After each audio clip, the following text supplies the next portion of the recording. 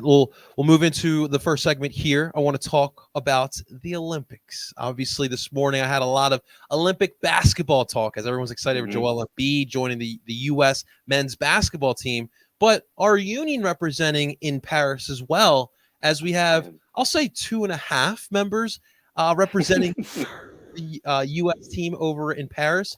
Of course, the big ones are Jack McGlynn, Nate Harriel getting called up, former Yeah. union Paxton Aronson called up. We'll call that in half. It's still pretty cool to see. But dude, Jack and Nate, very well deserving. They've been on the incline over the past couple seasons, and they'll be able to Yeah. showcase their talent across the world. Gabe. Yeah. Huge for them. I mean, deserving. Like, I'll just start, the way that they have put in the work. They've been the backbone of the team the last couple of years. And, what I love about Jack is, and I've said this before too, even on the page, Jack has probably the most lethal, and I think Coach Curtin said this too, is one of the most lethal left foots. I would probably say in the continent.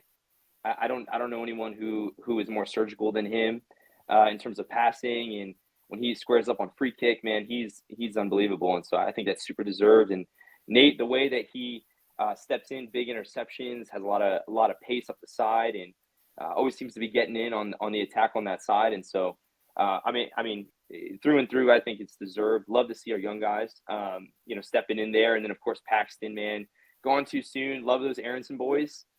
Miss them. Wish they would come Hell back. yeah. Yeah, big time. But man, I mean, even him in his stint over in Europe, just deserved. It's cool to see. In some ways they feel like family. In some ways they feel like they're your boys. And so I'm excited to watch. Keep a close eye on them and see what they can do for the U.S. Yeah, no, absolutely. It's going to be fun. There's a lot of like exciting young MLS players that are going to be with Jack and Nate representing for not only our country but for other countries as well. But it is going to be interesting to see that back. So I'm looking at the roster right now. That back line is going to be intriguing there. I mean, you got Miles Robinson. I'm sorry, Walker Zimmerman. Yeah, Nathan Harriel is what we just talked about, and John Tolkien and Caleb Wiley. Some yeah, really good young defenders that the U.S. will be rolling out with. And listen, you Nate has really made his name with defending. Obviously yeah. in today's day and age with fullbacks in the sport, they're relied upon to be essentially wingers. Wing backs is pretty much what the position has been called these days. Yeah, But Nate's just shown like that part of his game is still in development. And I think he's sure. improved as the years gone on. I think now he's in his third season with the top Yeah, team.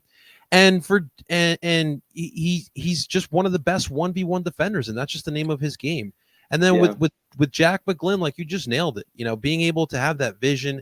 Honestly, like it's so hard to have a kid that young with the vision and the touch that he has on that ball. It's Mm-hmm. extremely impressive in what he can do, and especially like just opening up the game, right? Like obviously in today's day and age, everyone wants to be quick. It's short passes, right? But when you have like Jack, who kind of it feels like an old school regista, everyone likes to compare Yes. to Andrea Pirlo, but it's the fact that Jack can create a play from 20 yards, 30 yards behind. Yep. And you don't really see that a lot these days in soccer in general. So he's kind of in Yeah. that old school mentality. So it'll be really cool seeing both these guys represent.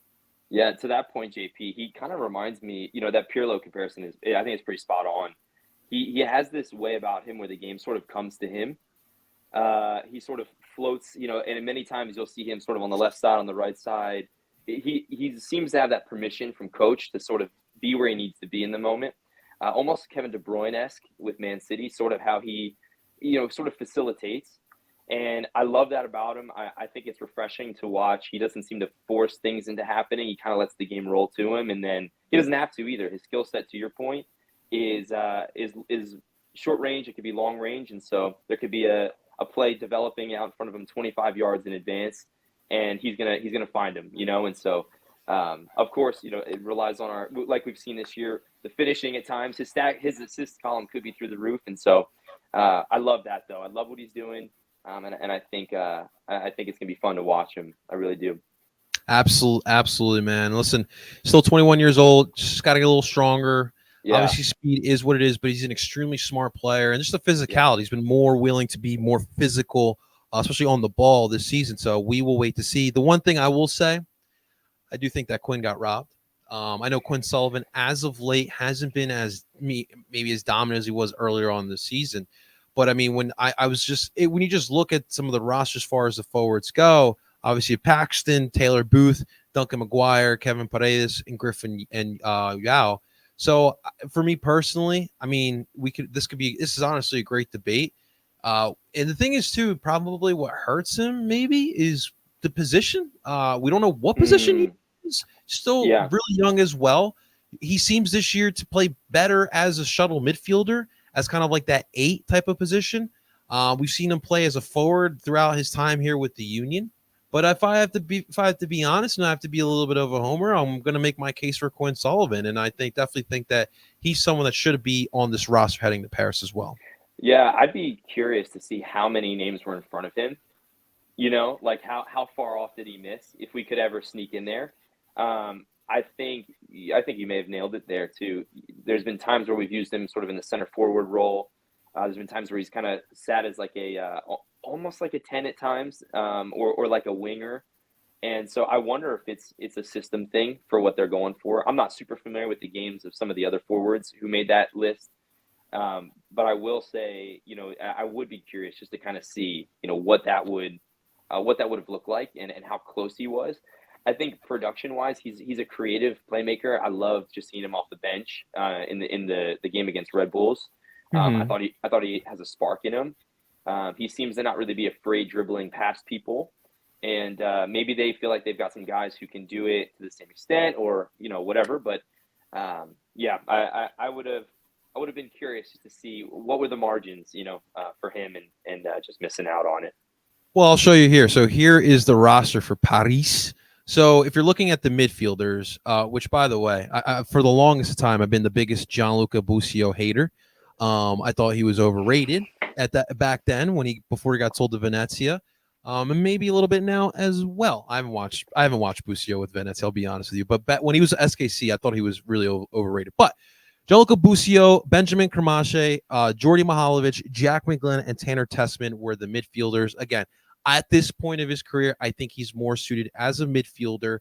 Obviously, with the U.S. men's national team, I do believe, I'll double check, and you guys can correct me in the comment section if you'd like. I do believe they run that 4-3-3, which obviously changes things up a little bit, because I do believe Quinn, overall, I think Quinn's best position is as a winger, but obviously we don't really run with wingers.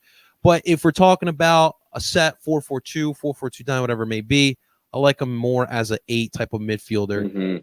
But it's interesting to see who got put in over Quinn Sullivan there. Yeah, and honestly, even talking to the point of maybe a system move, you know, to your point, and he does sort of look like he has that winger in him, likes to stretch out wide, likes to play off somebody off the side. We see him blow past some wingbacks at times, and so perhaps it was just something as simple as that. I do think there are moments where I've seen flashes of what he could be. I think the potential for him is pretty high. Like I'll say that. And perhaps, you know, maybe the finishing or lack thereof could contribute in some instances, maybe. But I could see a system move being that, or even just to get snubbed and not even be on the bench. But I mean, I think they could take it either way. I mean, if it's not this year, maybe, well, it would be 4 years from now because the Olympics, but in any sense, you know. No worries. Yeah, no worries. We have Ryan Hartnett in the chat. I appreciate you, Ryan. Stay tuned, because that's actually going to be one of the points we're going to talk about. So stay tuned for that, Ryan. I appreciate that comment, though. We got our dear friend Jillian. Jill, what's going on, girl? Hope you had a great 4th weekend. Would have loved it for Quinn, but I'm missing those chances. He still has a lot of room to grow. And she also states, part of the problem is Dev Quinn playing out of his natural position, out of necessity. Yeah, I'm hit on that as well. It's more than likely that type of instance is that, listen, we just don't have a position. We don't really know what position you are either, so it kind of hurts too. But we will definitely wait to see what happens there, man. But it should be very, very interesting. We all silly like the mayor.